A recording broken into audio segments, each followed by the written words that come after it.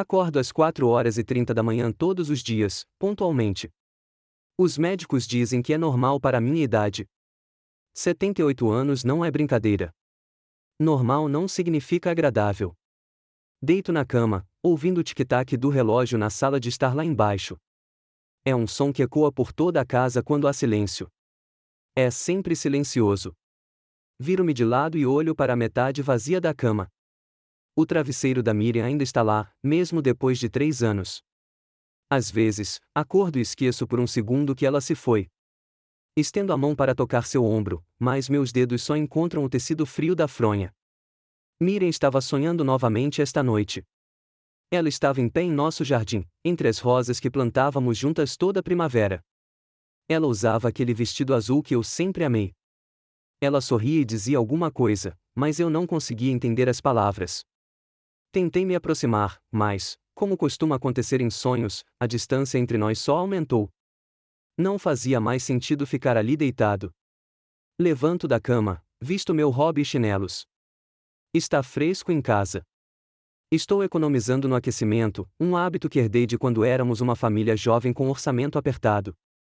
Agora que tenho dinheiro suficiente, esse hábito não faz mais sentido. Mais velhos hábitos custam a morrer, especialmente quando ninguém reclama do frio. Desço as escadas, segurando-me no corrimão.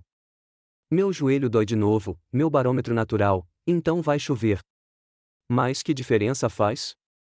De qualquer forma, não tenho para onde sair. Minha casa é grande. Grande demais para uma pessoa só. 4 quartos, 2 banheiros, uma sala de estar espaçosa, uma sala de jantar onde não como há 2 anos, um escritório onde meus livros de pedagogia, legado da minha carreira como diretora, estão acumulando poeira. Miriam e eu compramos esta casa há 35 anos, quando assumi a direção da escola St. George's local. Era movimentada na época. Crianças, seus amigos, jantares em família aos domingos. Na cozinha, coloquei a chaleira no fogo. O chá é a única coisa que permaneceu igual. A Earl Grey, uma colher de açúcar. Miriam sempre dizia que eu bebia chá como um aristocrata, fraco, mas saboroso. Ela o preferia forte, quase preto. Olho pela janela para o jardim, que está crescendo lentamente. Eu costumava ficar de olho nele, mas ultimamente não tenho me dedicado a ele. Meu joelho atrapalha, e não estou com vontade de mexer em plantas sozinha. Miriam adorava o jardim, especialmente rosas. Ela tinha uma coleção inteira. Rosas chá, damasco, variegadas. Depois que ela morreu, tentei cuidar delas, mas a maioria morreu. Restaram apenas as variedades mais resistentes, que conseguiram florescer apesar da minha negligência. A chaleira apita. Faço chá e sento-me à mesa da cozinha. Um calendário da família está pendurado na parede. Miriam começou essa tradição quando as crianças eram pequenas. Continuo comprando esses calendários todos os anos, mesmo sem ter nada para escrever neles. Hoje é quinta-feira, 27 de maio. Uma gaiola vazia como todas as outras. Tiro o leite para a aveia da geladeira e percebo que está azedo. Droga, esqueci de ir ao mercado de novo. Minha memória está falhando cada vez mais ultimamente. Pequenas coisas escapam pela minha mente como água pelos meus dedos.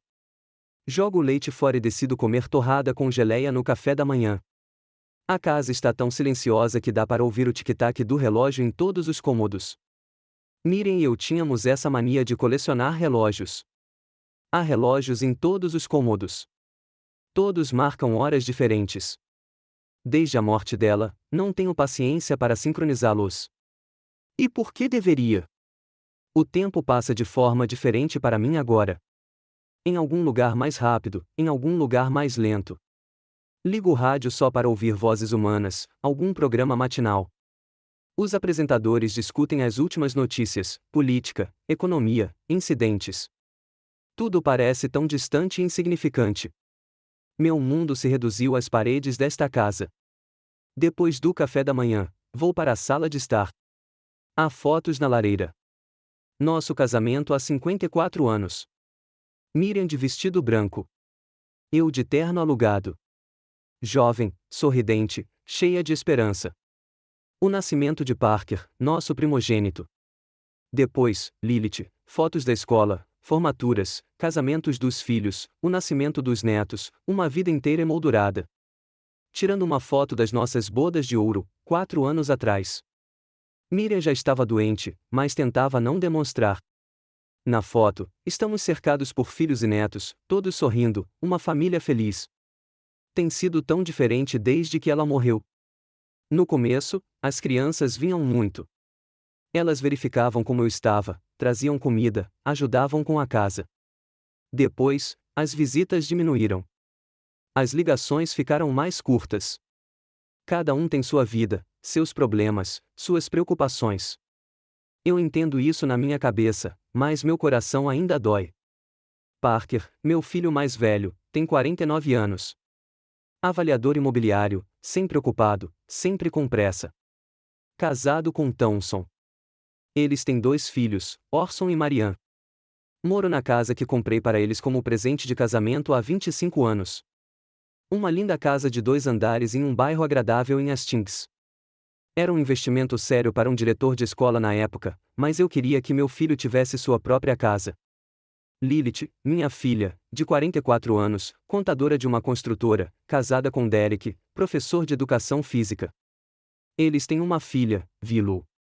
Eles também moram na casa que comprei para eles, menor que a de Parker, mas também em um bairro decente. Sempre tentei ajudar as crianças, não mimá-las, mas apoiá-las. O salário do diretor não dava para ganhar muito dinheiro, mas Miriam e eu vivíamos modestamente e investíamos em imóveis. Comprávamos casas, alugávamos e economizávamos. Quando me aposentei, tínhamos 7 propriedades, incluindo nossa própria casa. Dei 2 para meus filhos. As demais nos traziam uma renda estável. Mas depois que Miriam morreu, algo mudou. Não de uma vez, mas gradualmente. Primeiro, notei a impaciência na voz de Parker quando liguei para ele. Depois, a maneira como Lilith inventava desculpas para não me convidar para jantares em família. Os netos pararam de ligar. No Natal, fui convidado, mas fiquei sentado num canto e ninguém falava muito comigo. Eu me sentia supérfluo. Ano passado, no Dia dos Pais, esperei por ligações ou visitas. Não esperei. Só naquela noite Parker mandou uma mensagem: Feliz Dia dos Pais, pai. Desculpe, estive ocupada. Lilith nem fez isso. Tentei falar com eles. Perguntei o que eu tinha feito com eles. Disseram que estava tudo bem. Só tinham muita coisa para fazer. Trabalho, filhos. Mas eu vi a verdade nos olhos deles. Eu era um fardo. Um velho que não faz nada além de relembrar o passado e reclamar da saúde. Talvez eles tenham razão. Eu falo muito sobre o passado. Sobre os tempos em que eu era um diretor de escola respeitado. Quando alunos e pais ouviam minha opinião, quando eu significava alguma coisa. Agora sou apenas um homem idoso com um joelho ruim e com saudades da minha falecida esposa. O telefone toca inesperadamente, interrompendo meus pensamentos infelizes. O nome de Lilith aparece na tela. Estranho, ela raramente liga de manhã. Alô. Minha voz soa rouca devido ao longo silêncio. Oi, pai. A voz de Lilith soa tensa, como se ela estivesse cumprindo uma tarefa desagradável. Como vai? Estou bem, respondo secamente. Percebi há muito tempo que ninguém se interessa pelas minhas histórias detalhadas sobre como estou me sentindo. Como você está? Estou bem. Escuta, o aniversário da Willow é no sábado. Ela vai fazer 24 anos. Vamos dar uma festinha aqui em casa. Achei que você talvez quisesse vir. Não há nenhum desejo genuíno em sua voz de me ver lá. Mais como um senso de dever ou talvez de culpa. No sábado, pergunto novamente, embora me lembre perfeitamente do aniversário da minha neta. 29 de maio. Não esqueço coisas assim. É, por volta das 15 horas. Nada de especial, só a família e alguns amigos dela. Família. Imagino quem ela inclui nisso. Eu, só por necessidade, acho. Claro que estarei lá, digo após uma pausa. Obrigada pelo convite. Tá, só isso, ela gagueja. E eu já sei o que vem a seguir. Pai, tente não falar de política. Tá. E dos seus inquilinos. A Willow não está nem um pouco interessada em ouvir isso. Aí está. Um lembrete discreto de que minhas conversas são chatas e inapropriadas. Claro, Lilith, respondo calmamente, embora meu estômago se contraia. Vou me comportar da melhor maneira possível. Não foi isso que eu quis dizer, ela responde rapidamente. Mas nós dois sabemos que é, só quero que todos fiquem confortáveis. Entendo. Não se preocupe. Há uma pausa constrangedora. Lilith e eu costumávamos conversar por horas. Eu a ajudava com a lição de casa quando ela estava no ensino médio. Conversávamos sobre livros, filmes, seus sonhos para o futuro. Agora é como um muro entre nós. Certo, preciso ir trabalhar, ela finalmente diz. Te vejo no sábado. Te vejo no sábado, respondo e ouço o telefone tocar. Ela nem pergunta se preciso de ajuda para chegar até eles. A casa deles fica do outro lado da cidade. Não tem ônibus para chegar lá, e eu não dirijo há muito tempo. Vou ter que chamar um táxi. Mais um lembrete de que não sou mais uma prioridade. Volto para as fotos na lareira. Lá está Willow em sua formatura do ensino médio. Linda garota. Parece a Miriam quando era jovem. Os mesmos olhos, o mesmo sorriso. Ela era a favorita da avó. Miriam a ensinou a fazer biscoitos com uma receita de família. Contou histórias sobre sua infância em Devon. Depois que minha avó morreu, Willow veio me visitar algumas vezes. Tomávamos chá e relembrávamos a Miriam. Então ela parou. Aniversário da neta. Precisamos pensar em um presente. O que se dá a uma garota de 24 anos? Não faço ideia. Antigamente, eu teria perguntado a Miriam. Ela sempre sabia o que agradaria aos filhos e netos. Agora tenho que decidir sozinha. Dinheiro? Impessoal demais. Um livro? Não sei o que ela está lendo agora. Joias, talvez. Tem uma caixa de joias da Miriam. Ela queria que eu as desse às netas. Entro no quarto e tiro uma caixa de madeira velha do armário. Abro-a. O cheiro do perfume de Miriam ainda paira lá dentro. Olho as joias. Um colar de pérolas, brincos de prata, uma pulseira de ouro com gravura. E de repente eu vejo um relógio de ouro preso a uma corrente. É antigo, da avó de Miriam. Ela só o usava em ocasiões especiais. Abro a tampa e lá dentro está gravado: o tempo é o presente mais precioso. Perfeito para Willow. Olho para o relógio e penso na festa que se aproxima. Uma parte de mim quer ir ver a família toda junta. A outra parte teme outra decepção. Olhares frios, conversas educadas, mas vazias. Miriam dizia: vá, Eustace. Eles são sua família, aconteça o que acontecer. E eu ia por ela, pela lembrança de um tempo em que éramos uma família de verdade. Guardo meu relógio no bolso do hobby e vou até a janela. Está começando a chover, exatamente como eu previ. Gotas batem no vidro, borrando o contorno do jardim. Será que as rosas da Miriam sobreviverão a mais uma temporada sem os devidos cuidados? Algumas são surpreendentemente resistentes, como eu. Acho que está resolvido. Vou à festa de aniversário da Willow. Vou dar a ela o relógio da minha bisavó. Vou tentar me reconectar com as crianças. Aos 78 anos, não é tarde demais para tentar. Certo? Enquanto isso, é apenas mais um dia solitário em uma casa grande e vazia. O rádio na cozinha ainda está ligado. Os locutores riem de alguma piada. Volto para lá para desligá-lo. O silêncio toma conta da casa novamente. Apenas os relógios continuam a contagem regressiva, cada um à sua maneira. O sábado chegou mais rápido do que eu esperava. A primeira coisa que fiz ao acordar foi olhar o calendário, mesmo já sabendo a data. 29 de maio, aniversário da Willow. 24 anos atrás, Lilith me ligou da maternidade, e eu corri para lá com um enorme buquê de tulipas cor-de-rosa. Miriam segurava o pequeno buquê e chorava de felicidade.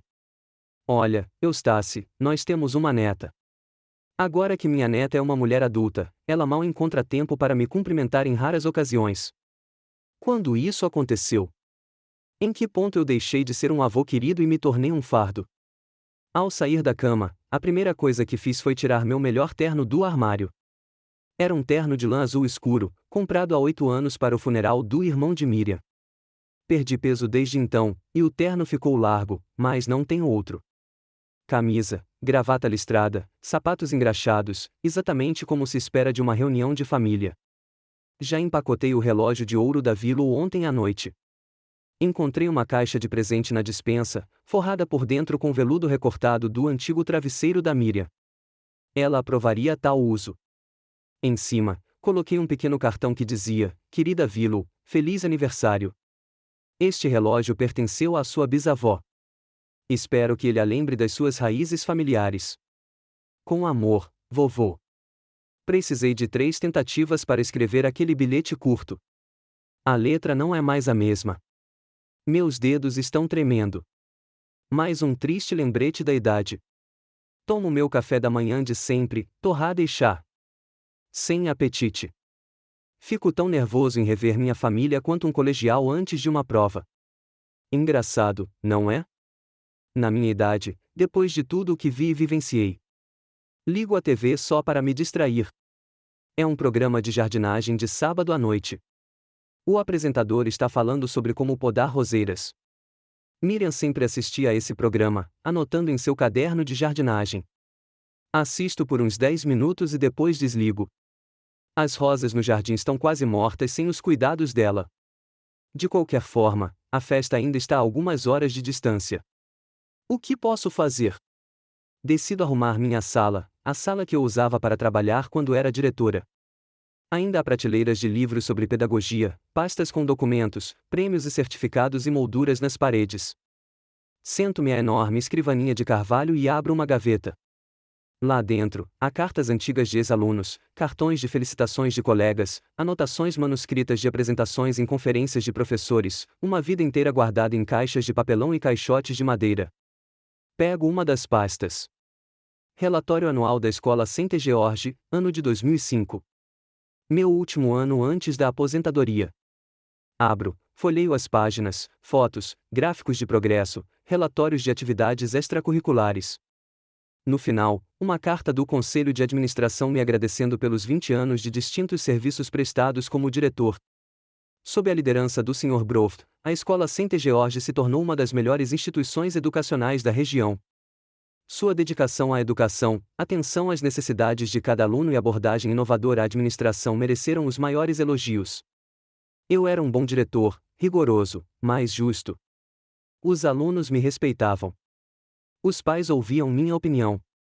Os colegas valorizavam minha competência. Eu tinha um significado especial neste mundo. E agora, sou apenas um velho vivendo no passado. Até meus próprios filhos me olham com uma impaciência mal disfarçada quando começo a falar do meu trabalho. Pai. Sabemos que você foi um ótimo diretor, diz Parker, revirando os olhos. Por que não conversamos sobre algo mais atual, sugere Lilith, mudando de assunto. Para eles, minha carreira e minhas realizações são apenas velhas histórias que já ouviram 1000 vezes. Eles não percebem que, sem essas histórias, eu não sou nada. Um desperdício de espaço. Um velho inútil que não faz nada além de ocupar espaço e consumir oxigênio.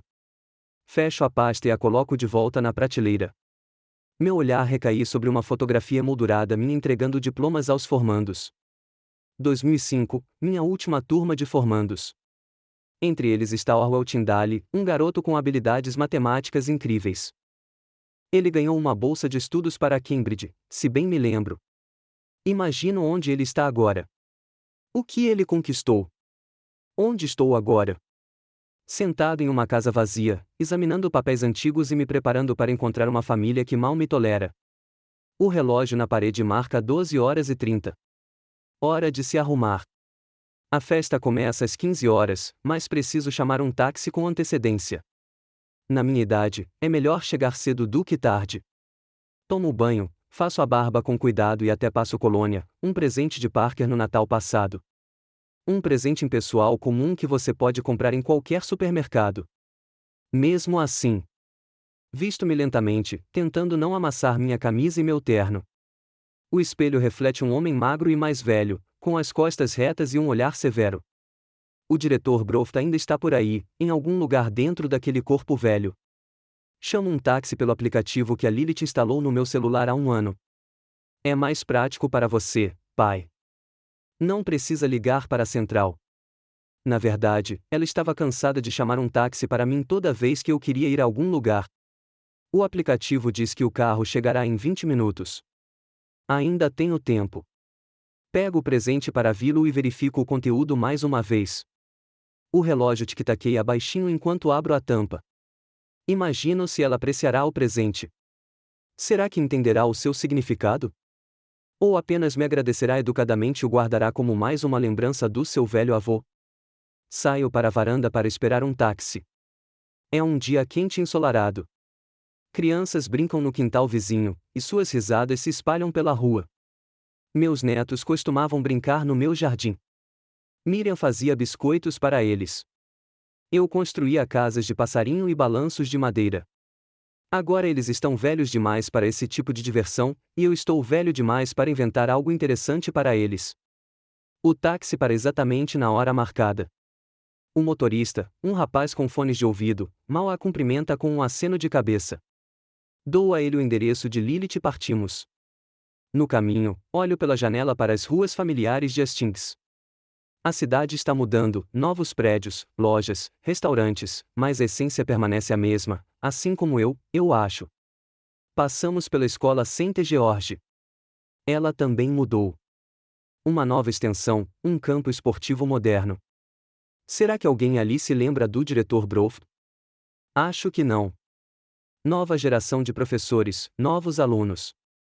A vida segue, deixando para trás aqueles que não conseguem acompanhar.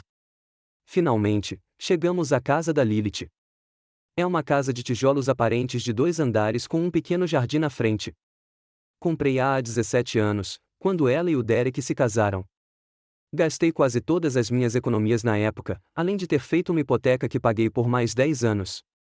Eu queria que minha filha tivesse sua própria casa para não ter que pagar aluguel como a Miriam e eu tínhamos quando eu era mais nova. Lembro-me de mostrar a casa a eles antes de comprá-la. Lilith ficou emocionada, me abraçou e me agradeceu com lágrimas nos olhos. Derek apertou minha mão e prometeu que eles transformariam a casa em um aconchegante ninho familiar. Olhando para a casa agora, noto as mudanças. Uma nova porta da frente, uma veneziana de cor diferente, uma varanda anexa do lado esquerdo. O jardim também mudou. Em vez dos canteiros de flores que Lilith tanto amava, agora há um gramado e alguns arbustos ornamentais, mais modernos e menos bagunçados. Pago o taxista e desço. Meu joelho me lembra de si mesmo novamente enquanto subo os degraus até a porta da frente. Na varanda, há vasos com algumas plantas exóticas que não consigo identificar. Miriam saberia os nomes delas. Toco a campainha e ouço música abafada lá dentro. Espero. Ninguém atende. Toco novamente, por mais tempo. Finalmente, a porta se abre, e lá está Derek, o marido de Lilith, parado na minha frente. Ele está de calça jeans e uma camiseta com o logotipo de um time esportivo, com uma garrafa de cerveja na mão. Ah, oi, Eustace, ele diz com falsa alegria. Chegou cedo. Ainda não estamos prontos. Olá, Derek, digo, tentando parecer amigável. Espero não estar interrompendo seus preparativos. Não, não, não. Entre, ele dá um passo para trás, me deixando entrar. Lilith está na cozinha mexendo nos aperitivos. Willow ainda não chegou. Ela deve chegar por volta das 3 com as amigas. Entro na casa e imediatamente percebo o quanto o interior mudou desde a minha última visita, que foi quando? Natal. Não, passei o Natal sozinha. Ação de graças? Não. Acho que a última vez que estive aqui foi em setembro, para o aniversário do Derek. As paredes foram repintadas de bege para cinza, e há móveis novos, minimalistas e modernos. As estantes que ajudei a instalar anos atrás desapareceram. Em seu lugar, há uma TV de tela plana na parede e algumas pinturas abstratas. Você reformou? Pergunto, olhando ao redor. Sim, em janeiro, Derek responde sem entrar em detalhes. Venha para a sala e eu aviso a Lilith que você está aqui. Ele desaparece na cozinha, e eu estou sozinha na sala de estar desconhecida. Sento-me no sofá, baixo e macio demais para as minhas costas, e olho ao redor. Nenhuma foto de família à vista. Costumava haver uma cômoda com pelo menos uma dúzia de porta-retratos. O casamento de Lilith e Derek. A pequena Willow, férias em família. Miriam com a neta no colo. Onde estão aquelas fotos agora? Escondidas em gavetas como relíquias indesejadas do passado.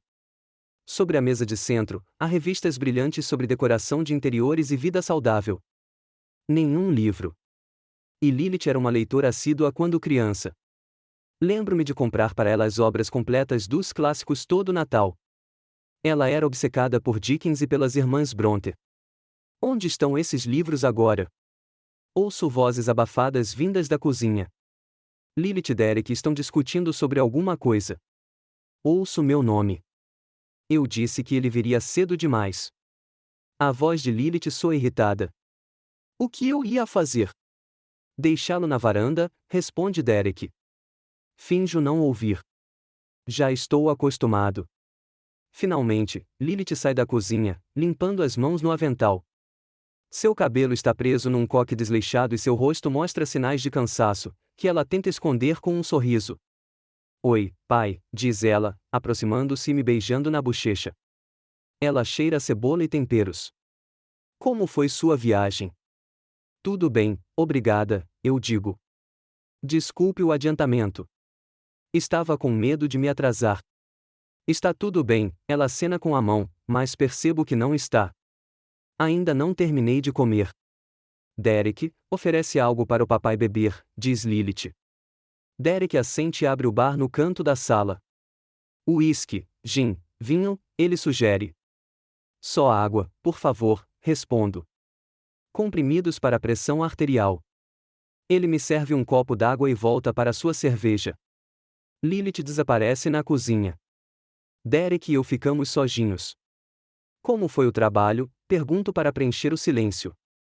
Tudo bem, ele responde brevemente. A mesma coisa de sempre. Escola, filhos, treinamento. Você ainda está na mesma escola, Kingswood? Sim, já faz 12 anos. Ele toma um gole de cerveja. E você? Está com boa saúde? Nada mal para a minha idade, digo. Meu joelho me incomoda às vezes, e minha pressão arterial sobe, mas não estou reclamando. Que bom! Ele assente e olha para o relógio. Desculpe, preciso ajudar Lilith na cozinha. E vai embora, me deixando sozinha. Sento-me com um copo d'água intocado, sentindo-me uma estranha na casa que comprei para mim. Meu olhar recai sobre o presente que ainda seguro, o relógio de ouro que Miriam deu a Willow, uma herança de família. Me pergunto se há lugar para ele nesta casa moderna e estéril, que nem sequer tem espaço para fotos de família. Levanto-me e decido olhar ao redor. Há várias fotos penduradas no corredor que leva aos fundos da casa. Chego mais perto. São fotos recentes, Willow na formatura, Lilith e Derek em algum resort, uma foto de família com a Torre Eiffel ao fundo. Nenhuma delas tem a mim ou a Miriam. Continuo pelo corredor e paro na porta que leva a um pequeno escritório. A porta está entreaberta, e dou uma espiada lá dentro. Este cômodo não mudou. Ainda as mesmas estantes, a cadeira velha, a escrivaninha. E aqui, finalmente, eu as vejo. As fotos de família, incluindo as minhas e as da Miriam. Elas não foram jogadas fora, apenas movidas para um lugar onde os convidados não as vejam. Uma espécie de museu do passado. Em uma das prateleiras, noto uma moldura familiar. Uma fotografia tirada no aniversário de 60 anos da Miriam. Estamos todos no jardim da nossa casa. Eu, Miriam, Parker e sua família. Lilith com Derek e a pequena Willow. Felizes, sorrindo. Uma família de verdade. Quando tudo mudou. Por quê? O que eu fiz de errado? Pai. A voz de Lilith atrás de mim me faz estremecer. O que você está fazendo aqui? Só dando uma olhada, respondo, sentindo como se tivesse sido pega em flagrante. Belas fotos. Ela me olha com uma expressão indecifrável. Coloquei-os aqui depois da reforma, diz ela após uma pausa. Eles não combinavam com a nova decoração. Entendo, concordo, embora não entenda direito. Como fotos de família podem não caber em uma casa de família? Os convidados já vão chegar, diz Lilith, mudando de assunto. Vamos para a sala. Sigo-a de volta para a sala de estar, onde Derek está colocando os copos na mesa. A música ficou mais alta. Uma melodia moderna sem letra. Parker e a família dele também vão? Pergunto, sentando-me novamente no sofá desconfortável. Eles devem chegar a qualquer momento, responde Lilith, ajeitando as flores no vaso. E algumas amigas do trabalho da Willow. Onde ela está trabalhando agora? Pergunto-me. A última vez que ouvi falar dela, Willow conseguiu um emprego em uma empresa de marketing depois da faculdade. Soluções globais de marketing, responde Lilith, orgulhosa. Ela foi promovida recentemente a gerente júnior. Que ótimo, digo sinceramente. Ela sempre foi uma garota inteligente. Ela planeja comprar o próprio apartamento este ano, continua Lilith. E percebo um tom de superioridade em sua voz. Ela adia todo mês. Quer fazer tudo sozinha, sem ajuda. Entendi a dica. Ao contrário da mãe dela, que ganhou a casa de presente do pai. Independência é bom, concordo, neutro. Mas o apoio da família também é importante. Lilith não responde, apenas franze os lábios. Toquei num ponto sensível. Talvez ela pense que estou a insultá-la por causa da casa ou a insinuar que eu deveria ajudar a Willow a comprar um apartamento. De qualquer forma, não foi isso que eu quis dizer. A campainha interrompe a pausa constrangedora. Derek vai abrir e, um minuto depois, Parker entra na sala com sua esposa Thompson e seus filhos Orson e Marianne. Olá a todos, Parker anuncia em voz alta, olhando ao redor da sala. Ele me vê e acena com a cabeça. Ah, oi, pai. Não sabia que você já estava aqui. Olá, Parker. Levanto-me para cumprimentar meu filho. Crianças. Parker me dá um abraço rápido, um abraço formal, sem carinho, e imediatamente se retira para o bar. Thompson me beija na bochecha e sussurra: Como vai, Eustace? Você está com ótima aparência. Uma frase comum dita a parentes idosos. Orson e Marianne, meus netos, limitam-se a acenos de cabeça e a um rápido oi, vovô, antes de mergulharem no celular.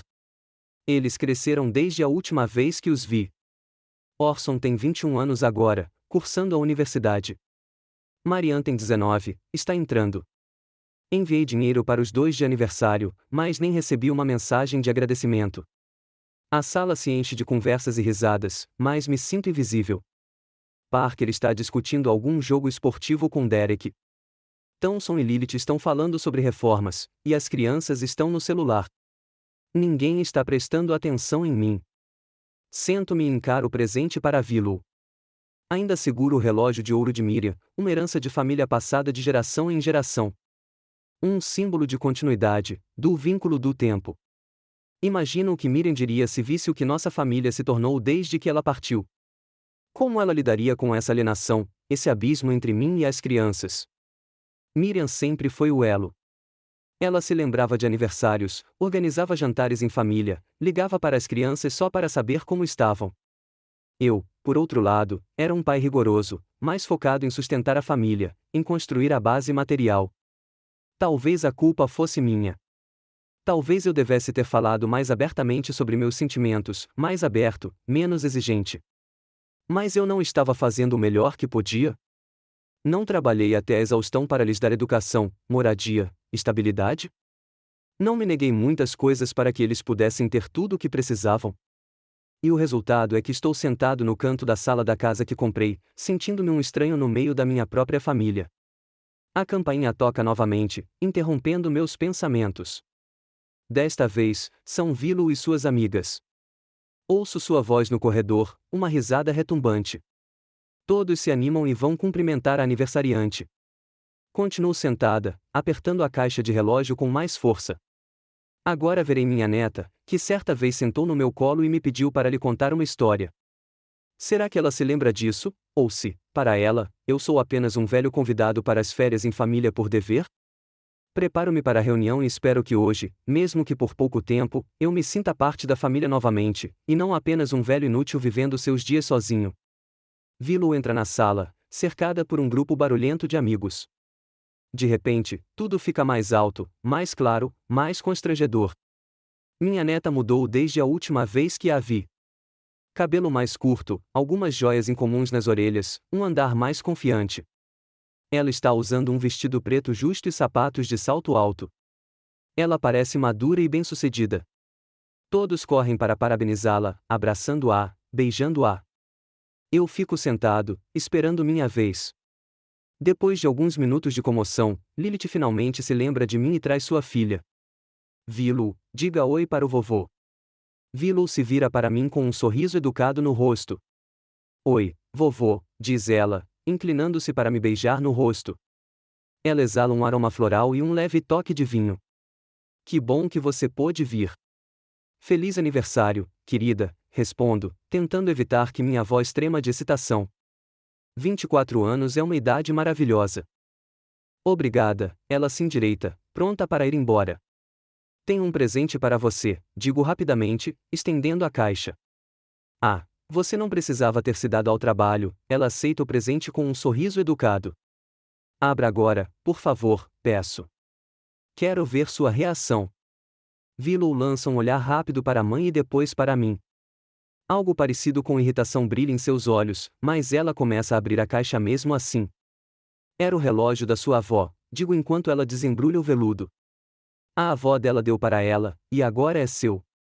Willow tira um relógio de ouro preso a uma corrente. Ele brilha à luz dos candeeiros, ouro antigo com uma leve pátina do tempo. Abra, ofereço. Tem uma gravura lá dentro. Ela abre a tampa obedientemente e lê: o tempo é o presente mais precioso. Que bom, diz ela após uma pausa. Obrigada, vovô. Mas percebo que o presente não me impressionou. Para ela, é apenas uma coisa antiga, não uma herança de família, não um elo com o passado, não faz parte de suas raízes. Sua avó os guardava com carinho, acrescento, na esperança de explicar o significado do presente. Ela os usava apenas em ocasiões especiais. Eu vou mantê-los seguros, diz Willow, fechando a caixa e guardando-a na bolsa. Com licença, vovô. Preciso cumprimentar os outros convidados. E ela vai embora, me deixando com a sensação de que acabei de entregar um pedaço do meu coração e ele foi simplesmente guardado numa caixa e esquecido. A festa continua ao meu redor. Lilith está trazendo os aperitivos. Derek está servindo bebidas. Parker está contando uma história em voz alta. Todos estão rindo. Sento-me no meu canto como um móvel difícil de reorganizar, mas que interfere na composição geral do ambiente. Tento entrar na conversa quando Parker começa a falar sobre o mercado imobiliário, um assunto sobre o qual entendo um pouco, considerando meus investimentos. Na verdade, a situação atual me lembra o início dos anos 2000, digo quando há uma pausa na conversa. Naquela época, também, houve um pico de preços antes da correção. Parker me lança um olhar surpreso por eu saber alguma coisa sobre o assunto. É diferente agora, pai, responde ele, condescendente. O mercado está muito mais regulado, assim como outros fatores econômicos. E continua sua história, de costas para mim, desafiadoramente, como se dissesse: seu tempo passou, velho. Agora eu sou o especialista. Sinto a vergonha tomar conta do meu rosto. Eu não estava dizendo isso sem motivo. Na verdade, já vivi vários ciclos do mercado imobiliário, vi tudo acontecer de novo. Mas Parker nem se deu ao trabalho de ouvir o resto do meu pensamento. Fico quieta e tomo um gole de água do meu copo. Minha garganta fica seca de repente. Talvez eu não devesse ter vindo. Talvez eu devesse ter ficado em casa e enviado o presente por correio, alegando que não estava me sentindo bem. Lilith traz um bolo grande com velas acesas para a sala. Todos se reúnem ao redor da mesa, cantando parabéns. Eu também canto, mas minha voz é abafada pelo refrão. Willow faz um pedido e apaga as velas. Todos aplaudem. O corte do bolo começa. Lilith distribui os pratos, e percebo que sou a última a chegar à minha vez. Fico com o menor pedaço de bolo. Talvez seja um acidente. Talvez. O bolo está delicioso, digo, virando-me para Lilith. Você mesmo o assou? Não, eu pedi na Sweet Dreams, ela diz, sem nem olhar na minha direção. Sua mãe sempre fazia os próprios bolos, eu digo baixinho. Ela tinha uma receita especial de bolo de chocolate. Os tempos mudaram, pai, interrompe Lilith. Todo mundo tem muito trabalho para fazer agora, e ninguém fica em casa fazendo bolos. Seu tom deixa claro que comparações com Miriam são indesejáveis. É como se eu a estivesse repreendendo por não ser uma mãe anfitriã tão boa quanto minha esposa era. Não foi isso que eu quis dizer, tento explicar. Acabei de lembrar. Mas Lilith já tinha ido embora antes que eu terminasse.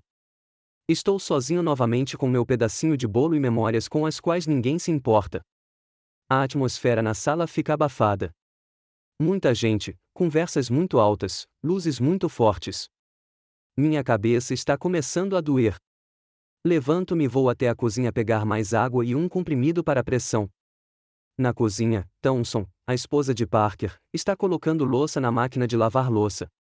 Ela é a única que sempre me tratou com respeito, embora um pouco distante. Está tudo bem, Eustace? Ela pergunta, percebendo que peguei meus comprimidos. Sim, só uma dor de cabeçazinha, respondo. É muito barulhento para mim. Você quer um pouco de água? Não se preocupe, eu mesma pego, digo, tirando um copo do armário. Como está o Orson? Ouvi dizer que ele mudou de curso na universidade. Sim, de economia à ciência da computação, ela concorda. Ele diz que é mais promissor. Faz sentido, concordo. A tecnologia é o futuro. Ele já recebeu uma oferta de estágio para o verão, diz ela com orgulho. Em uma boa empresa, com possibilidade de emprego após a formatura. Que maravilha, digo, sinceramente feliz pelo meu neto. Ele sempre foi um menino inteligente. Lembro-me de quando ele desmontava meu relógio de parede e o montava de volta quando eu era criança. Thompson sorri, e por um instante há algo como um contato real entre nós. Eu vi o presente que você trouxe para Willow, diz ela, baixando a voz. É muito tocante, Eustace. É uma pena que os jovens nem sempre apreciem coisas assim. Sim, os tempos estão mudando, suspiro. Mas espero que um dia ela perceba o valor deste relógio. Ela vai, diz Thompson, apertando minha mão. Só dê um tempo a ela. Tempo. A ironia é que meu tempo está se esgotando. Volto para a sala com um novo copo d'água. Os convidados estão em grupos, todos entretidos em uma conversa. Ninguém me nota. Ninguém pergunta onde estive. Sento-me novamente no meu canto e observo a festa como se estivesse através de um espelho. Orson e Marianne estão sentados no sofá, olhando para os celulares. Aproximo-me deles, tentando fazer contato. Como vai a universidade? Pergunto, sentando-me ao lado deles. Está tudo bem, responde Orson, sem nem mesmo tirar os olhos da tela. E você, Marianne? Já decidiu qual curso vai fazer? Ainda não. Ela me lança um olhar rápido e volta a focar no celular. Na minha época, começo, e vejo meus netos me olhando com risadas mal disfarçadas. A universidade era um lugar de discussão, de troca de ideias. Vovô, é diferente agora, interrompe Marianne. Temos a internet. Sabe, podemos discutir ideias com pessoas do mundo inteiro, não apenas com aquelas que estão fisicamente perto de nós. É claro que a tecnologia abre novas possibilidades, concordo. Mas a comunicação presencial tem seu valor. Se você diz, Orson claramente perde o interesse na conversa. Olha, estamos trocando mensagens com amigos. Sem ofensa, ok? E eles voltam para seus celulares. Continuo sentado ao lado deles, mas é como se houvesse uma diferença de gerações entre nós. O tempo passa. A atmosfera fica cada vez mais casual. Alguém abre o vinho. As conversas ficam mais altas. As risadas, mais altas. Sinto-me cada vez mais deslocada, como um paletó formal numa festa na praia. Percebo um lindo vaso sem flores sobre a mesa no centro da sala. Vejo isso como uma oportunidade de fazer algo útil. Lilith, viro-me para minha filha enquanto ela passa. Você tem flores no seu jardim? Eu poderia cortar algumas para um vaso. Ela me olha surpresa. Por quê? Não estávamos planejando um arranjo de flores. Eu só pensei que ficaria bonito, dou de ombros. No aniversário da Miriam, sempre colocamos flores na mesa. Lilith hesita, depois acena com a mão. Tem uns arbustos floridos no jardim, se você quiser. A tesoura de jardinagem está no galpão perto da cerca. Obrigada, aceno, feliz por poder escapar da tensão abafada da casa por um tempo. Saio pela porta dos fundos para o jardim. É tranquilo, fresco e tem cheiro de terra e vegetação. Imediatamente, fica mais fácil respirar. Sigo o caminho até um pequeno galpão e encontro uma tesoura de jardinagem. Há alguns arbustos com pequenas flores brancas no jardim.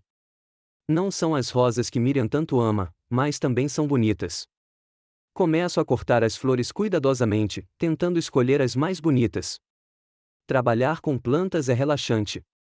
Lembro-me de como Miriam e eu passávamos horas no nosso jardim, planejando, plantando e cuidando. Era o nosso hobby em comum depois que me aposentei. Ela sabia os nomes de todas as plantas. Eu era responsável pelo trabalho físico pesado. Uma boa dupla. Absorto em memórias e trabalho, não noto Parker, Derek e alguns convidados saindo para o terraço. Eles estão em volta da churrasqueira, conversando, rindo. Estou perto o suficiente para ouvir a conversa, mas eles aparentemente não me notam atrás dos arbustos.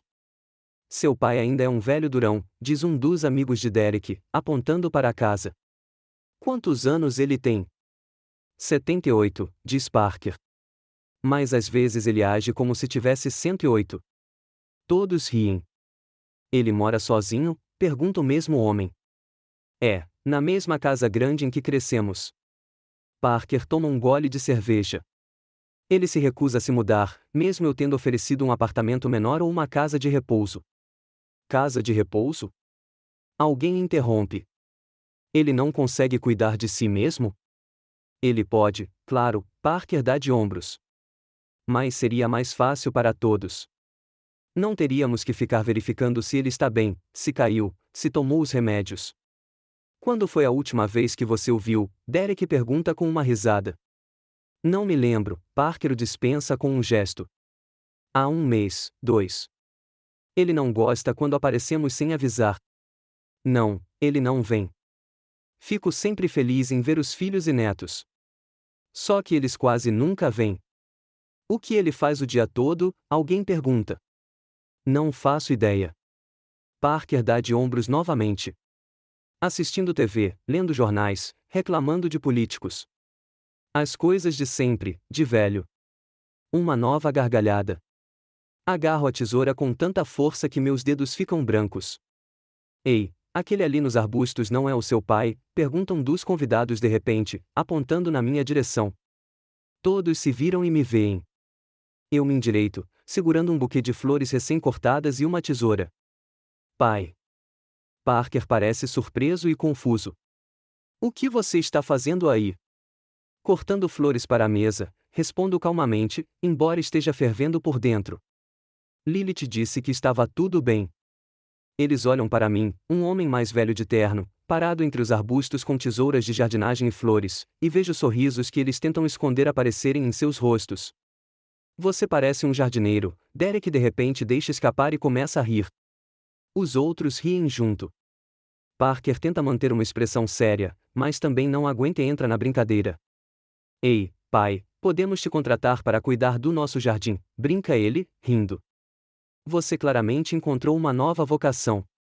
Fiquei paralisada no lugar com as flores nas mãos e senti o riso atingir minha dignidade com golpes contundentes. Sério, Eustace, diz Derek, enxugando as lágrimas de tanto rir. Você só precisa de um chapéu e botas de borracha.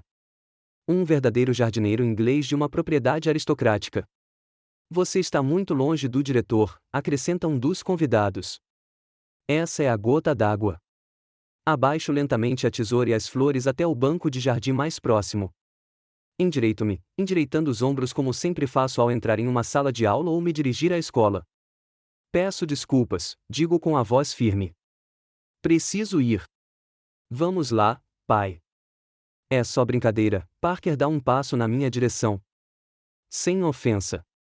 Mas já estou caminhando em direção ao portão dos fundos do jardim, aquele que dá para a rua. Não quero voltar para dentro. Não quero passar por salas cheias de pessoas que acabaram de rir de mim.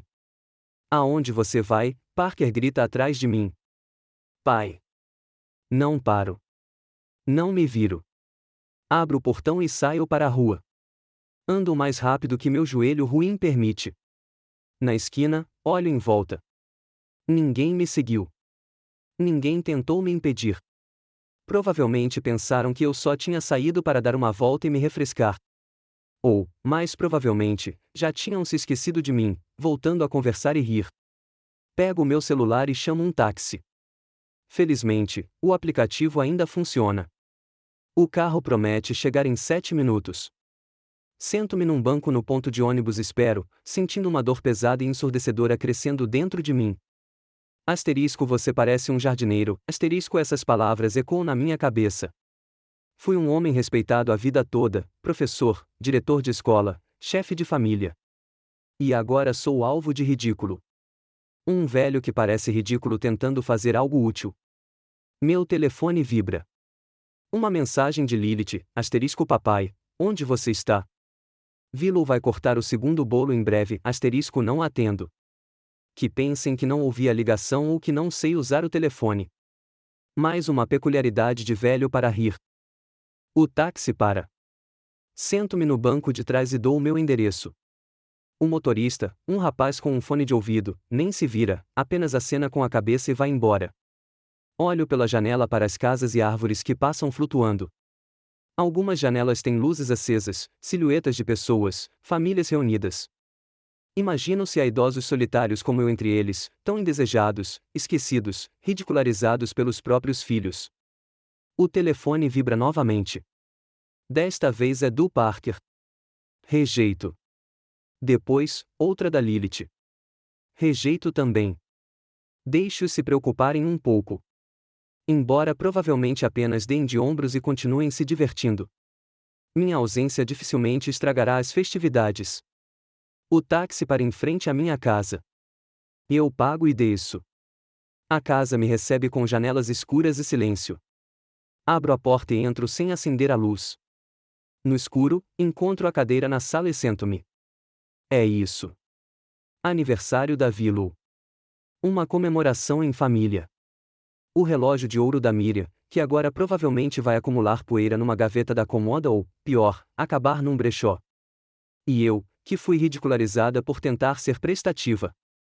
Asterisco você parece uma jardineira, asterisco como se houvesse alguma vergonha nisso. Como se ser jardineira fosse menos digno de respeito do que qualquer outra profissão. Sento-me no escuro, ouvindo o tic-tac dos relógios. Todos marcam horas diferentes, mas isso não importa mais para mim. É como se o tempo tivesse parado no momento em que ouvi meus próprios filhos rindo atrás de mim. O telefone vibra pela terceira vez. Uma mensagem de Thomson, asterisco Eustace, todos estão preocupados. Você está bem? Por favor, atenda, asterisco. Pelo menos alguém notou minha ausência. Ligo para uma resposta curta, asterisco estou em casa. Estou bem. Peça desculpas a Willow por mim, asterisco. Um segundo e a resposta vem, asterisco o que aconteceu? Por que você foi embora, asterisco? O que eu deveria dizer? Que não aguentei o ridículo. Que me senti humilhada e indesejada. Que finalmente percebi o quão pouco significo para minha família. Asterisco não estou me sentindo bem asterisco, respondo. Asterisco não queria estragar a festa. Estou bem, asterisco. Asterisco devo te ligar mais tarde, asterisco pergunta Thomson. Asterisco não precisa. Vou dormir cedo. Digam oi a todos, asterisco fim da correspondência. Guardo o celular e fecho os olhos. A imagem volta à minha mente. Eu entre os arbustos com flores e tesouras, rostos sorridentes ao meu redor, olhares de desprezo. Asterisco você parece um jardineiro, asterisco algo se rompe por dentro. Algo a que eu ainda tentava me agarrar. A esperança de que minha família ainda me respeite, me aprecie, me ame. Agora eu vejo a verdade. Para eles, sou apenas um fardo, um velho vivendo o resto dos seus dias, um objeto de ridículo. Na escuridão da sala, tomo uma decisão. É hora de mudar. É hora de mostrar a eles que o diretor não está completamente louco e pode lhes ensinar uma última lição. Amanhã, ligo para o meu velho amigo, o advogado Frank Witz. Temos algumas questões sobre herança e inventário. Sistema, questões de inventário para discutir. Acordo com os primeiros raios de sol atravessando as cortinas soltas. Passei a noite na cadeira, sem forças para subir para o quarto. Meu corpo estava rígido, meu joelho doía mais do que o normal, mas minha mente estava surpreendentemente lúcida. A noite de ontem estava diante de seus olhos em cada detalhe.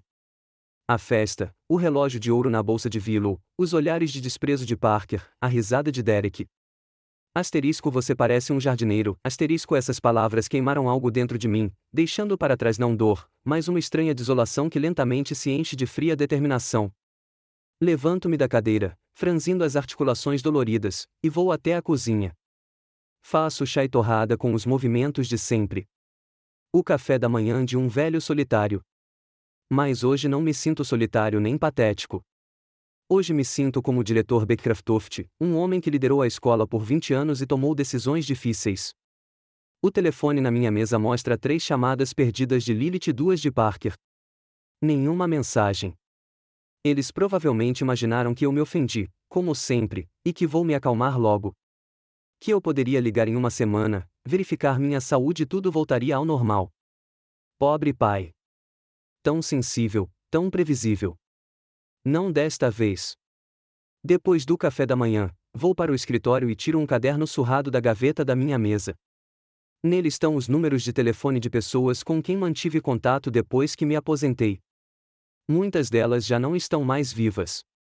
Muitas mudaram de número, mas Frank Witz, meu conhecido de longa data e advogado que cuidou da papelada dos orfanatos dos meus filhos, deve estar lá. Disco o número e ouço os bips longos. Meu coração bate mais rápido do que o normal. Finalmente, uma voz familiar. Frank Witz falando. Frank, aqui é Eustácio Boft, digo, tentando parecer confiante. Eustácio? Surpresa em sua voz. Faz tempo. Como vai, meu velho? Nada mal, considerando as circunstâncias, respondo. Frank, preciso da sua ajuda profissional. É sobre imóveis e inventário. Claro. Estou sempre feliz em ajudar. Percebo um tom de preocupação em sua voz. Há algo errado? Nada urgente, tranquilizo, só quero fazer algumas mudanças. Quando podemos nos encontrar?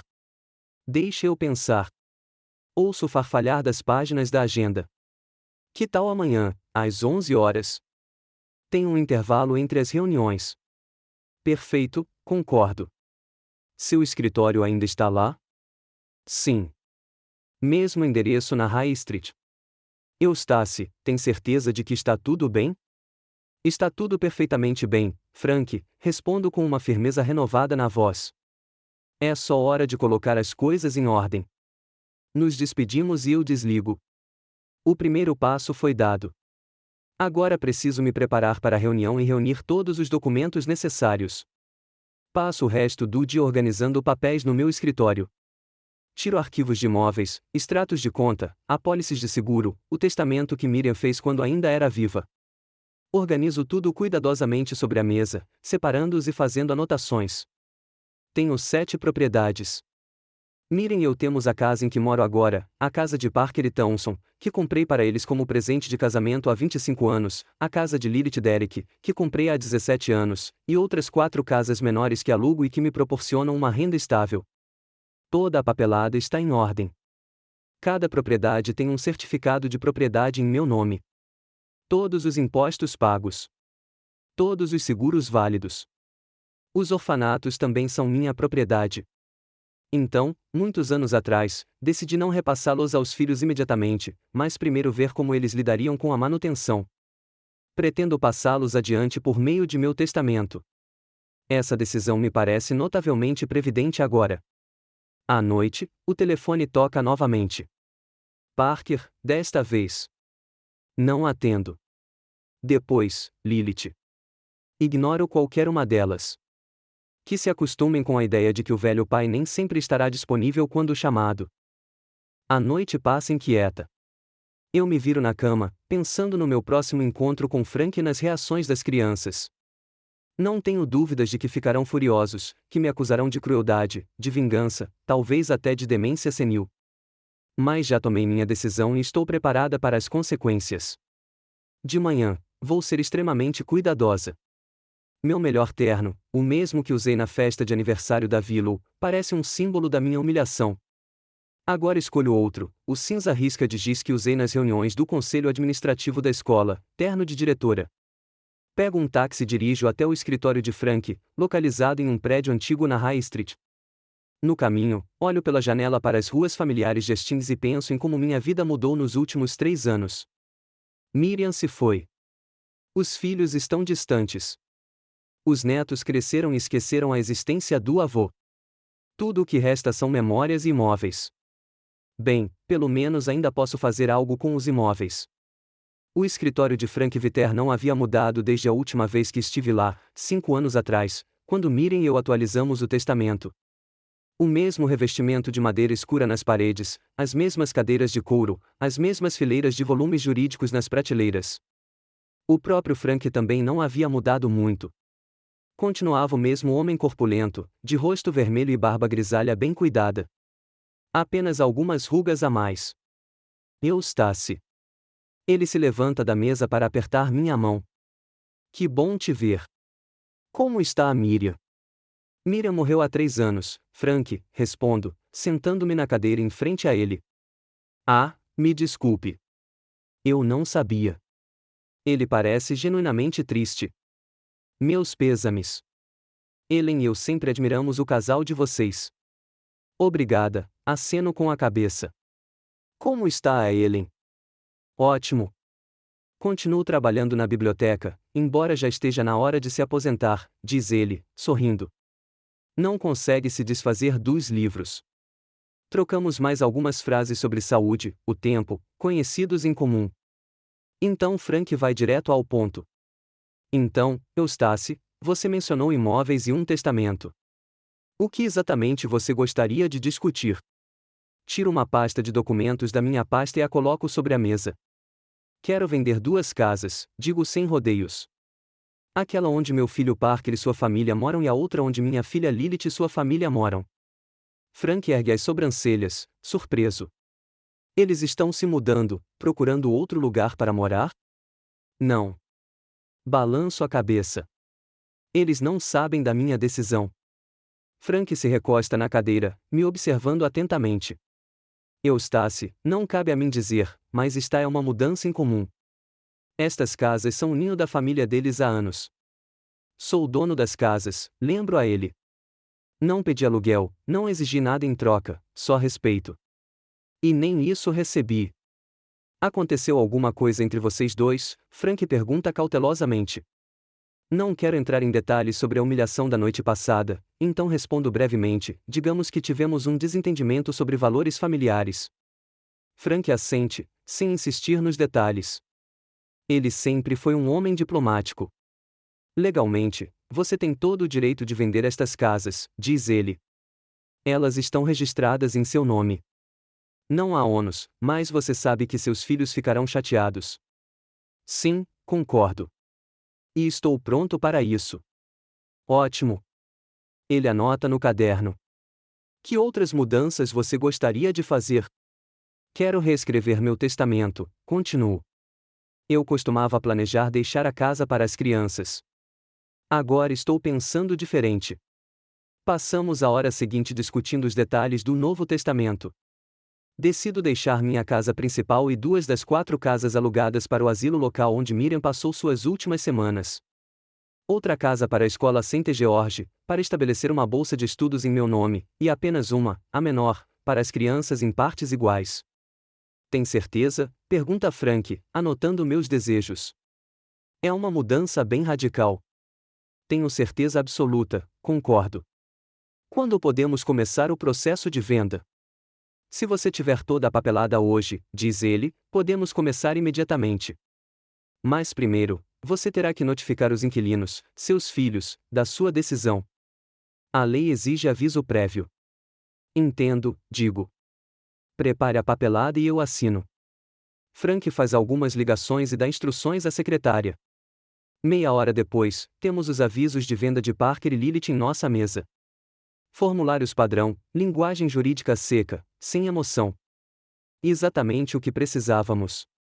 Por lei, eles terão 30 dias para desocupar o imóvel ou negociar um contrato de locação com um novo proprietário, explica Frank. Mas eu recomendo dar mais tempo a eles. É dos seus filhos que estamos falando. 60 dias, decido após uma pausa.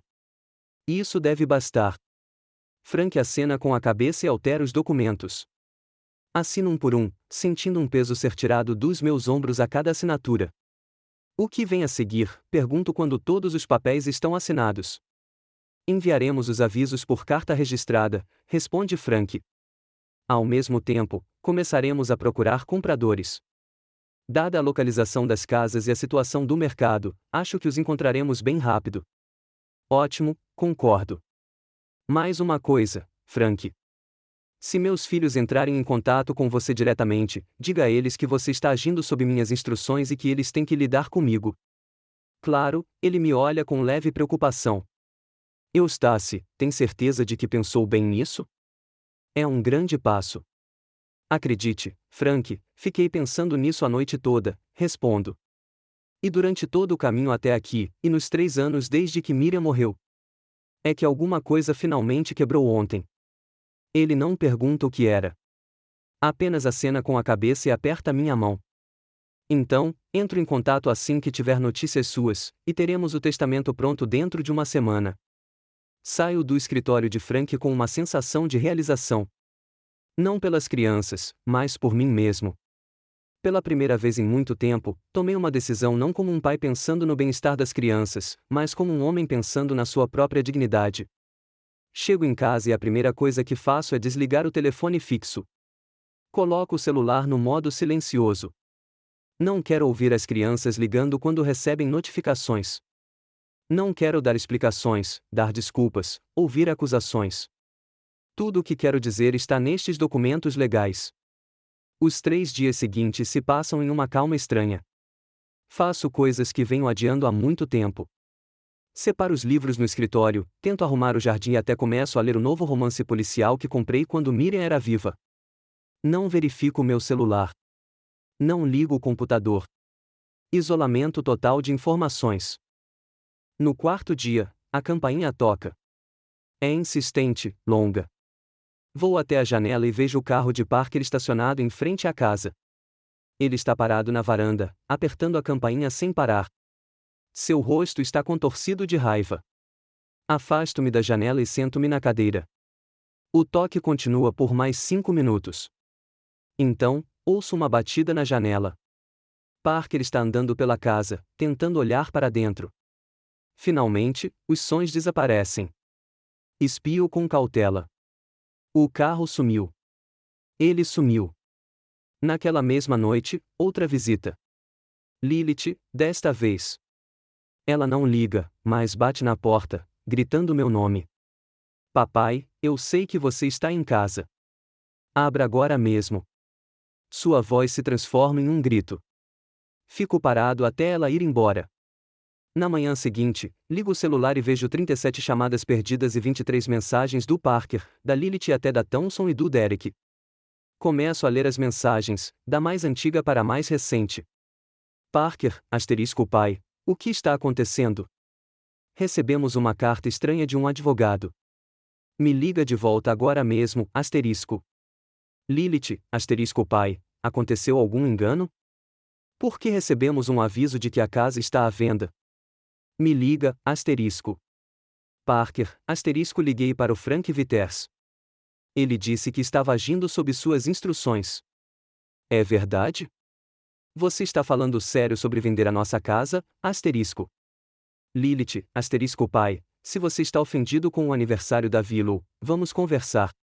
Isso é algum tipo de mal-entendido, As mensagens ficam mais desesperadas, depois raivosas, depois ameaçadoras. Parker, se você não atender, vou chamar a polícia, caso algo tenha acontecido com você, Lilith, você não pode fazer isso com a gente. Temos uma família, filhos. Onde vamos morar? Parker, consultei outro advogado. Podemos contestar sua decisão se provarmos que você está incapacitado, Lilith, mamãe jamais aprovaria tal ato. Você está traindo a memória dela, As últimas mensagens já são desta manhã. Parker, pai, vamos conversar como adultos. Estarei aí às 14 horas. Por favor, abra a porta, Lilith, vamos todos para sua casa às 14 horas. Precisamos discutir isso, Olho para o relógio. São quase 2 horas. Isso significa que a família inteira estará aqui em breve, exigindo uma explicação. Bem, estou pronta. Nestes dias de silêncio e solidão, tomei uma decisão. Exatamente às 14 horas, 2 carros, o de Parker e o de Lilith, aparecem na garagem. Todos saem. Parker, Townsend, Lilith, Derek e até Willow. Só Orson e Maria não estão lá, aparentemente decidindo que se trata de uma conversa de adultos. Eles sobem para a varanda, e uma nova rodada de toques e batidas na porta começa. Desta vez, decido abri-la. Visto meu paletó, ajusto a gravata e endireito os ombros. O diretor Beckcroft está pronto para uma conversa desagradável. Abro a porta e vejo um Parker furioso parado na minha frente, pronto para continuar batendo os punhos, seguido pelo resto da família com expressões que variam da raiva ao medo em seus rostos. Finalmente, Parker deixa escapar, estávamos pensando em chamar a polícia. Não era necessário, respondo calmamente. Estou perfeitamente bem. Então, do que se trata tudo isso? Ele acena com uma carta de Frank. Por que você decidiu vender nossas casas? Digo, dando um passo para o lado. Se quiser conversar, vamos fazer isso de forma civilizada. Eles entram na sala, sentados. Parker e Lilith no sofá, seus cônjuges nas poltronas, Willow perto da janela. Eu continuo de pé, apoiada na bengala que peguei especialmente para esta conversa, não porque preciso dela, mas porque me dá uma certa autoridade. Então, estou ouvindo, digo, olhando para eles um de cada vez. Você está ouvindo? Parker quase grita. Nós é que deveríamos estar ouvindo. O que está acontecendo, pai? Por que você decidiu vender nossas casas? Porque são meus, respondo simplesmente.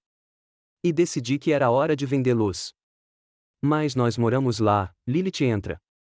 São as casas da nossa família. Willow cresceu naquela casa. Tecnicamente, você mora nas minhas casas, corrijo-a, de graça, devo acrescentar. Todos esses anos você nos deu, Parker salta do sofá. Eram presentes. Eu deixei você morar neles, balanço a cabeça. Mas nunca transferi a propriedade. Isso é diferente, Parker. Você, como avaliador imobiliário, deveria entender isso. Isso é desprezível, grita Lilith. Você sempre disse que essas casas seriam nossas.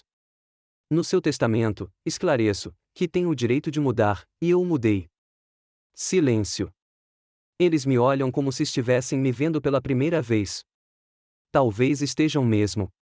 Talvez seja a primeira vez que veem não apenas um pai idoso, mas um homem capaz de tomar decisões difíceis. Por quê? Pergunta Townsend baixinho. O que fizemos?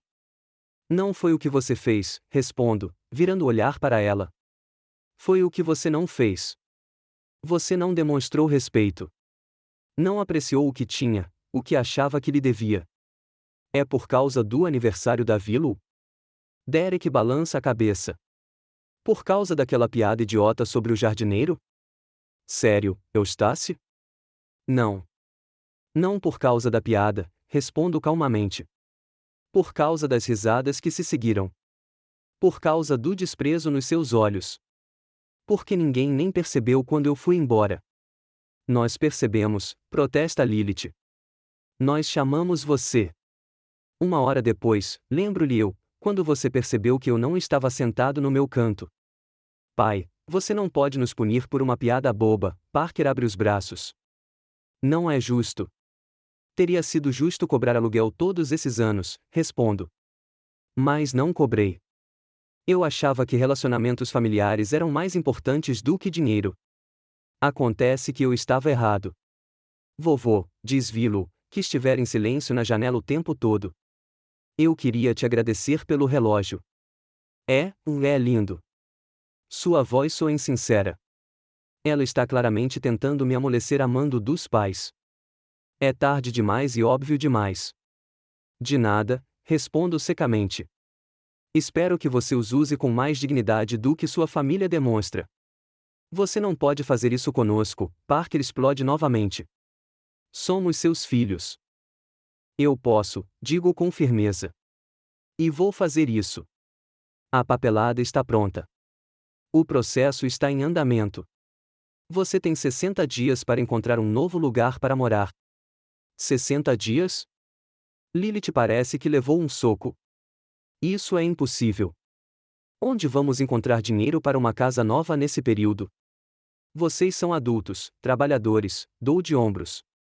Vocês vão dar um jeito. Para começar, podem alugar um apartamento. E o seu testamento? Pergunta Parker, claramente tentando abordá-lo do outro lado. Você também o alterou? Sim, respondo honestamente. A maior parte dos meus bens irá para o hospício onde sua mãe foi tratada e para a escola St. George. Deixo-lhe uma pequena casa, que você pode vender e dividir o dinheiro. Você não pode nos deserdar, Parker cerra os punhos. É contra a lei. Perfeitamente legal, objetei. Consultei um advogado. Na Inglaterra, não há divisão compulsória de herança para filhos, como em alguns outros países. Posso legar meus bens a quem eu quiser. Eles me olham com descrença, choque, raiva. Nenhum deles esperava essa reviravolta. Estavam acostumados a me ver como um pai dócil e complacente que sempre atendia aos seus desejos, sempre colocava os interesses deles antes dos seus. Agora eles veem um homem diferente. Se é só isso que você queria discutir, digo, dando um passo em direção à porta, peço que você saia. Tenho muita coisa para fazer hoje. Coisas para fazer. Derek bufa. Que negócio poderia haver para... Ele não termina a frase, mas todos entendem o que ele queria dizer, asterisco um velho como você, asterisco. Foi essa atitude que levou à situação de hoje, respondo friamente. Tenho uma reunião com o diretor do hospício. Vamos discutir os detalhes da transferência imobiliária, depois com um advogado sobre o testamento e, por fim, com o corretor que venderá as suas casas. Então, como podem ver, estou muito ocupado. Você vai se arrepender disso. Parker se levanta, olhando para mim com hostilidade declarada. Vamos provar que você é incompetente, que não sabe o que está fazendo. Você pode tentar, dou de ombros. Mas lembre-se de que Frank Vitters, meu advogado, já preparou documentos comprovando minha capacidade jurídica. Laudos médicos, avaliação psiquiátrica, tudo o que você precisar. Então, não perca seu tempo e dinheiro. Já se passaram 3 meses desde o dia em que tomei a decisão de mudar de vida. 3 meses repletos de trâmites legais, reuniões com corretores de imóveis, banqueiros, cartórios. 3 meses que viraram de cabeça para baixo tudo o que eu estava acostumado há anos. Hoje estou sentado no terraço da minha nova casa em Winchelsea, uma pequena vila costeira a 20 quilômetros de Hastings. O mar murmura ali perto. O vento salgado agita os galhos das macieiras no pequeno pomar. Minha nova casa é muito menor do que antes. Apenas 2 quartos, uma sala de estar, uma cozinha e um escritório.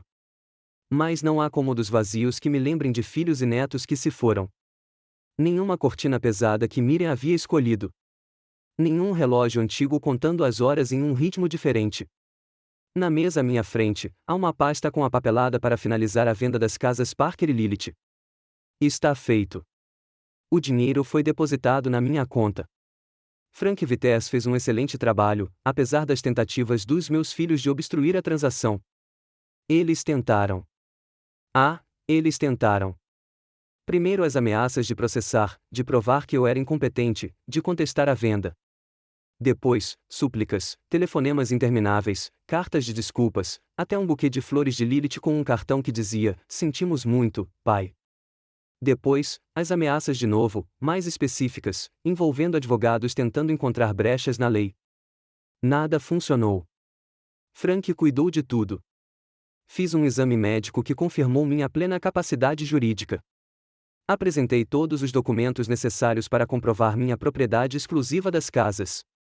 Cumpri o prazo de 60 dias para despejar os inquilinos, chegando a prorrogá-lo por mais 2 semanas a pedido de Thomson.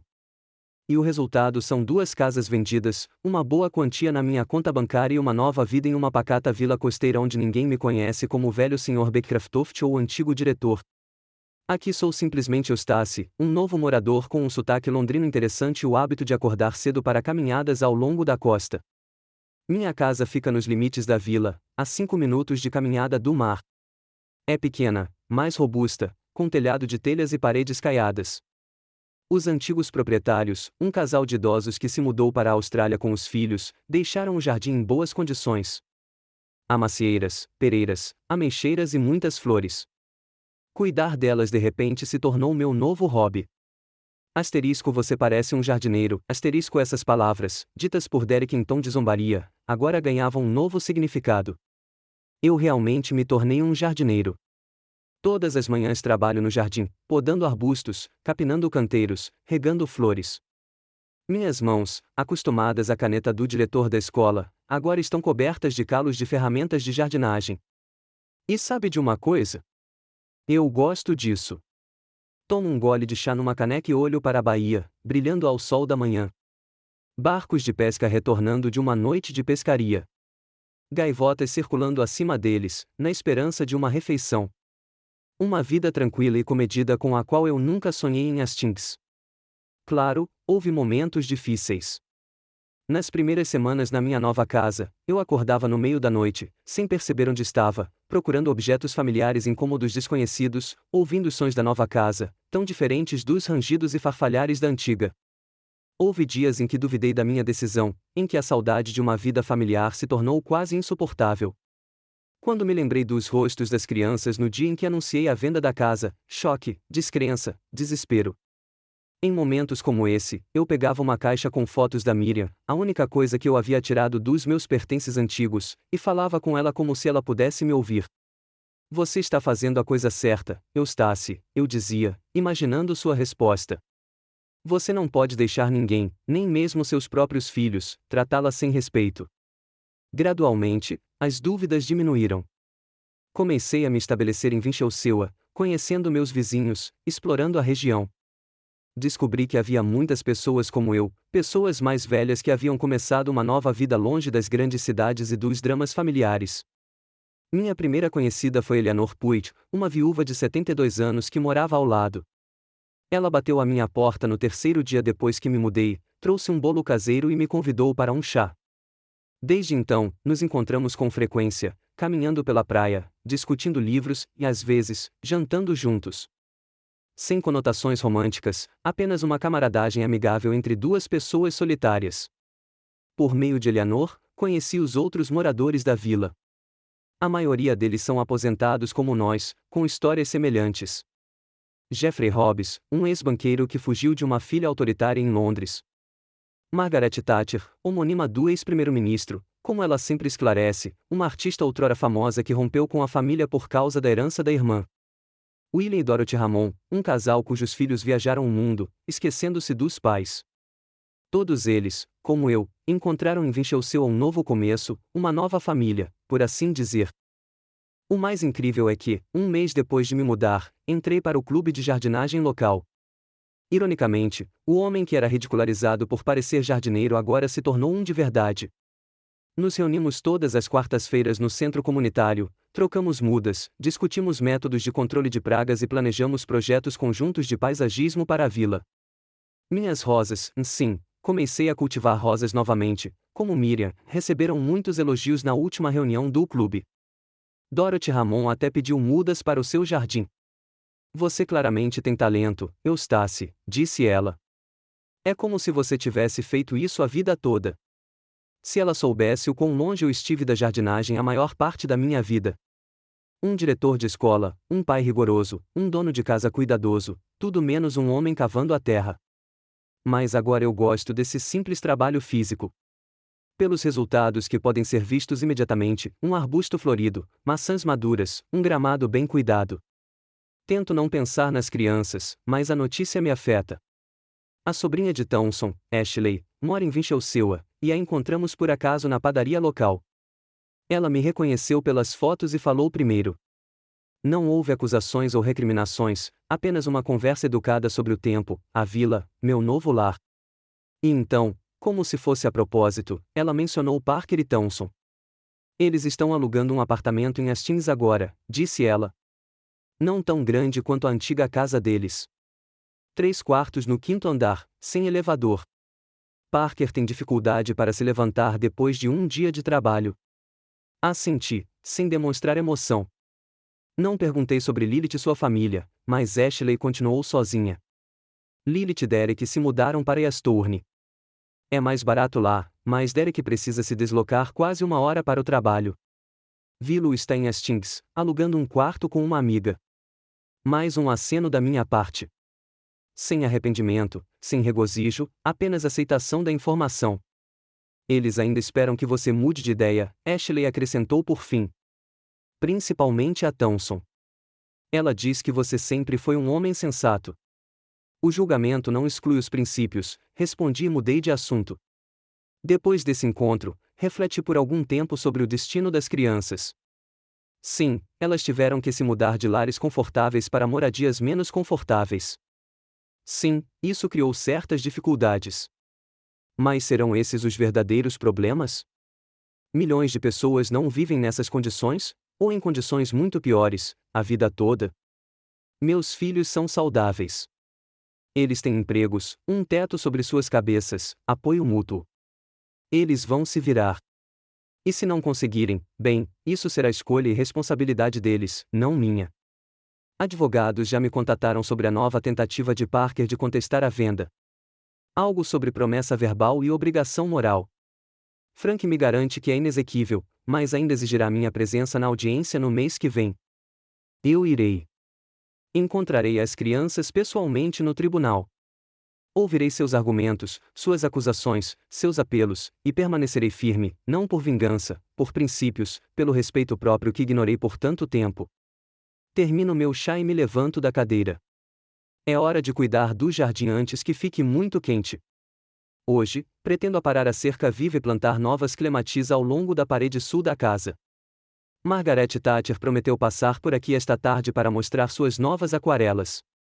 E à noite, uma reunião do clube de jardinagem, onde compartilharei minha experiência de cultivo de rosas em clima costeiro. Um dia agitado, uma vida agitada, sem sombra de velhos ressentimentos e decepções. Pego minha tesoura de jardinagem e sorrio, lembrando-me da provocação de Derek. Asterisco você parece um jardineiro, asterisco sim, pareço um jardineiro agora, e tenho orgulho disso. Quando as cercas vivas estão prontas, mudo para clematis. Cavo buracos, adiciono composto, coloco as raízes com cuidado e cubro com terra. O trabalho físico me traz uma satisfação que eu não sentia sentado à mesa do diretor. Aqui no jardim, os resultados são visíveis imediatamente. Aqui está um buraco. Aqui está uma planta. Aqui está solo regado e bem cuidado ao redor. E em poucos meses, flores que agradarão aos olhos. Na escola, era diferente. Você trabalha com crianças. Você incute conhecimento, valores, princípios nelas, e nunca sabe ao certo se isso dará frutos. Meus próprios filhos são um exemplo perfeito disso. Tudo o que tentei incutir neles, respeito pelos mais velhos, gratidão pela ajuda, a capacidade de valorizar o que se tem, não criou raízes. Ou criou, mas murchou sem os devidos cuidados após a morte de Miriam. Terminado o plantio, levo as ferramentas para o galpão e volto para casa. Tomo banho, visto roupas limpas e preparo um almoço leve, uma salada de legumes frescos da fazenda local e uma fatia de pão caseiro que Dorothy trouxe ontem à noite. Almoço no terraço, apreciando a vista da baía e o som das ondas. Nunca tive uma vista como esta em Hastings. Uma casa grande num bairro respeitável, sim, mas sem aquela sensação de amplitude, de liberdade, de estar em harmonia com a natureza. Depois do almoço, Margaret chega com uma pasta de aquarelas. Sentamos na sala, tomamos chá e admiramos suas obras, paisagens marinhas, vistas da vila, retratos de moradores locais. Entre elas, fico surpresa ao encontrar meu próprio retrato. Eu no jardim, entre as rosas, com uma expressão pensativa no rosto. Quando você teve tempo de me desenhar? Pergunto, olhando para a aquarela. Na semana passada, quando fui buscar mudas, responde Margarete com um sorriso. Você estava tão entretida com suas rosas que nem percebeu que eu tinha feito alguns esboços. Depois, terminei em casa. Isso é muito preciso, digo, olhando para minha imagem. Eu realmente pareço com isso? Sim, ela concorda. Paz, satisfeita com a vida. Não como quando você chegou. Como eu era naquela época. Tenso, cansado, como se esperasse um golpe a qualquer momento, ela faz uma pausa. Desculpe-me pela franqueza, mas você parecia estar fugindo de algo pesado. Eu era, admito, mas agora é diferente. Fico feliz, sorri Margarete. O retrato é seu, se quiser. Um presente de inauguração, ainda que tardio. Aceito a aquarela com gratidão. Não vou pendurá-la na parede. É muito narcisista. Mas vou colocá-la numa prateleira do meu escritório, um lembrete de como mudei ao longo dos meses. À noite, vou a uma reunião do clube de jardinagem. 8 pessoas, incluindo eu, se reúnem em um pequeno centro comunitário. Chá, biscoitos, conversa sobre plantas e planos para o futuro. Hoje, discutimos a participação na exposição anual de flores do condado. Estou sendo persuadida a expor minhas rosas. O senhor realmente tem talento, Sr. Beecraftoft, diz o presidente do clube, o Sr. Finn, ex-biólogo. Arbustos tão saudáveis em tão pouco tempo. É impressionante. Só sorte com o solo, respondo modestamente. E com o clima. Não seja modesta, ele me dá um tapinha no ombro. Todos nós podemos ver o quanto você se dedica ao seu jardim. Uma verdadeira profissional. Um verdadeiro profissional. Essas palavras são especialmente bonitas depois daquela humilhação na festa de aniversário da Willow. Naquela época, eu era ridicularizado por parecer um jardineiro, um mero trabalhador, indigno de atenção e respeito. Agora, porém, eu era elogiado por ser de fato um jardineiro, uma pessoa que cria beleza, que coloca a alma no seu trabalho. Ao voltar para casa após a reunião, reflito sobre as estranhas reviravoltas do destino. Quem imaginaria que aos 78 anos eu começaria uma nova vida? Que encontraria uma nova vocação, novos amigos, um novo sentido para a existência? Que aprenderia a me valorizar não por status, nem por posses, nem pela atitude dos meus filhos, mas pelo que faço todos os dias com minhas mãos. Em casa, a primeira coisa que faço é verificar a correspondência. Entre os panfletos e contas, encontro uma carta de Hastings. A letra é de Townsend. Abro o envelope com certa apreensão. A carta é curta, apenas meia página. Townsend escreve que ela e Parker estão se mudando para outra cidade. Ele recebeu uma oferta de emprego em Manchester. Ela pede meu novo endereço para poder escrever ocasionalmente e me contar como eles estão. Menciona que Orson está se formando na universidade e que Marianne está namorando um cara legal. Nenhuma palavra de repreensão, nenhum pedido de ajuda ou reconciliação. Guardei a carta, sem saber como me sentir. Alívio, tristeza, satisfação. Um pouco de tudo, suponho. Decido responder amanhã, quando meus pensamentos se acalmarem. Antes de ir para a cama, vou para o terraço. A noite está tranquila, estrelada. O mar murmura em algum lugar bem próximo, lembrando-me da eternidade e da transitoriedade dos problemas humanos. É em momentos como este que sinto a ausência de Miriam com mais intensidade. Ela amava o céu estrelado, conseguia ficar sentada no jardim por horas, olhando para cima e me contando sobre as constelações. Você aprovaria o que eu fiz, Miriam? Pergunto baixinho, olhando para a estrela brilhante logo acima da casa. Você teria entendido? Não há resposta, claro, apenas o som das ondas e o grito distante de uma gaivota. Mas, lá no fundo, sinto que ela teria compreendido. Miriam sempre valorizou a dignidade e o respeito próprio, sempre ensinou seus filhos a respeitar os outros, especialmente os mais velhos. Ela teria ficado triste ao saber como me trataram após sua morte. Volto para casa e me preparo para dormir. Amanhã será um dia agitado. Preciso terminar de plantar as clematis, encontrar Eleanor para uma caminhada pela praia e dar uma passada na biblioteca local para comprar alguns livros novos de jardinagem. A vida continua, cheia de pequenas alegrias e preocupações simples. Deitada na cama, penso em quanto tempo levei para chegar a este momento. Quantos anos passei tentando agradar as crianças, conquistar o respeito delas, compensar a ausência de Miriam? Quanta energia gasta tentando manter unida uma família que, na verdade, não existia mais? E o quanto eu perdi por não ter mudado as coisas antes? Quanta humilhação eu suportei, quanta negligência eu aceitei? Quantos dias solitários eu passei em uma casa grande e vazia esperando por ligações que nunca chegaram? As coisas são diferentes agora. Estou livre de relacionamentos tóxicos, de falsas esperanças, de esperas sem sentido. Livre para ser eu mesmo. Não um diretor de escola, não um pai de crianças ingratas, não um velho solitário, apenas Eustace Beckcraft, um homem que aos 78 anos encontrou forças para recomeçar. Às vezes, gostaria de ter feito isso antes. Gostaria de ter saído de Hastings assim que Miriam morreu, me estabelecido perto do mar e começado um jardim. Quantos anos eu poderia ter vivido de forma diferente? Mas então me lembro de que tudo vem a seu tempo.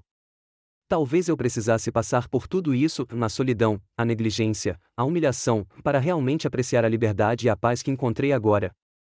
Antes tarde do que nunca, Miriam costumava dizer sempre que eu adiava qualquer decisão ou ação, e ela estava certa, como sempre. É melhor aprender a me valorizar aos 78 anos do que nunca aprender.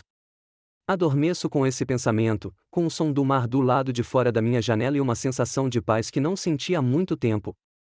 Amanhã será um novo dia, mais um dia da minha nova vida. Uma vida que criei por mim mesmo, por minha própria decisão, por minha própria vontade. E por isso, sou grato a mim mesmo.